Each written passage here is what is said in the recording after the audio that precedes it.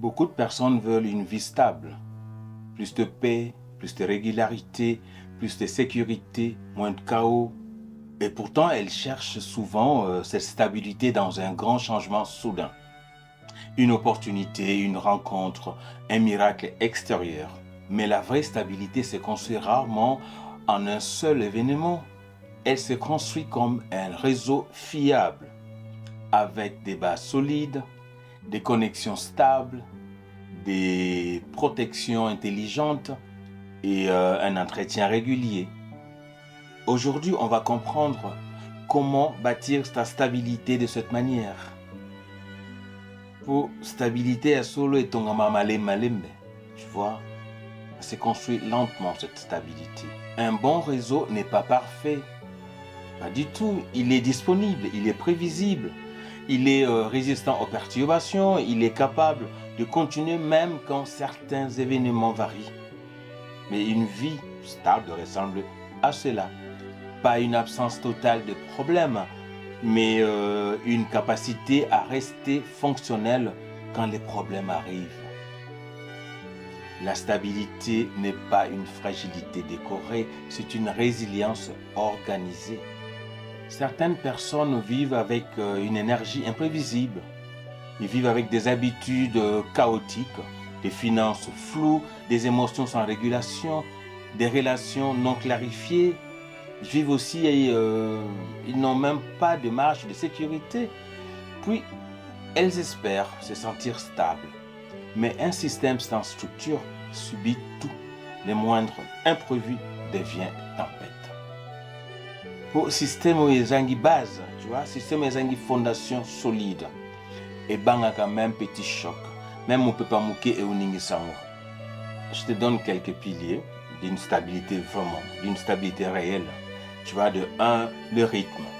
Tu dois avoir un rythme clair, le sommeil, cadence soutenable, par exemple, de la gymnastique ou de la lecture, de moments réguliers.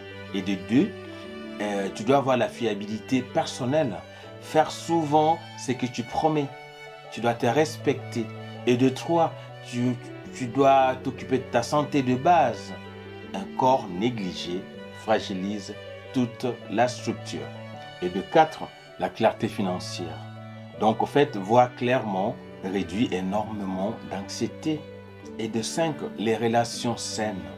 Ton réseau humain, ton relationnel fait aussi partie du système. Et de 6, l'espace intérieur, les silences, les reculs, la respiration, le recentrage, l'ancrage, tu vois, il y a beaucoup de trucs. Ce sont des piliers, mais ce sont des piliers qui semblent simples, mais ils changent de vie. Pose-toi ces questions. Où suis-je vulnérable inutilement? Qu'est-ce qui se fondre au moindre imprévu? Quelle zone de ma vie manque de structure?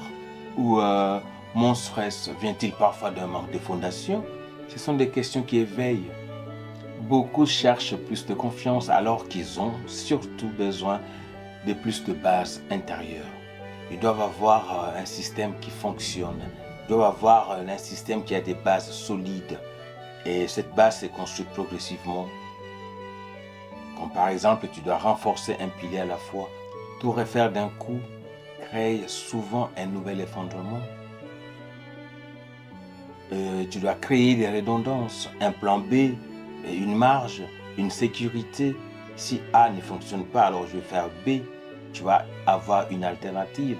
Simplifie ce qui te fragilise. Trop de complexité casse la stabilité.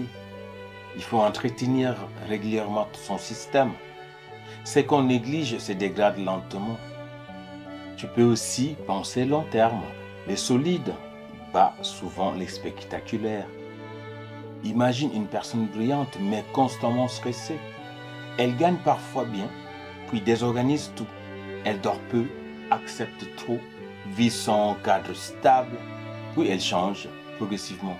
Budget simple, horaire plus cohérent, marche quotidienne, des promenades, il trouve des temps, des silences avec lui-même, limites plus claires.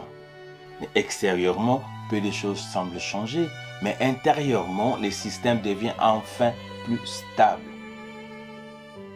La stabilité n'est pas un miracle qui tombe du ciel. C'est une architecture. Elle s'est construite par couche, par répétition, par choix fiable. Alors ne cherche pas seulement l'événement qui sauve, construis plutôt le système qui soutient. Quand tes systèmes sont solides, et sous mouvement et vite, et sous mon PPT. Rendez-vous dans le dernier épisode. Nous allons comprendre comment reconfigurer complètement son système pour créer des résultats durables. Comprends les systèmes, ajuste le code et transforme les résultats.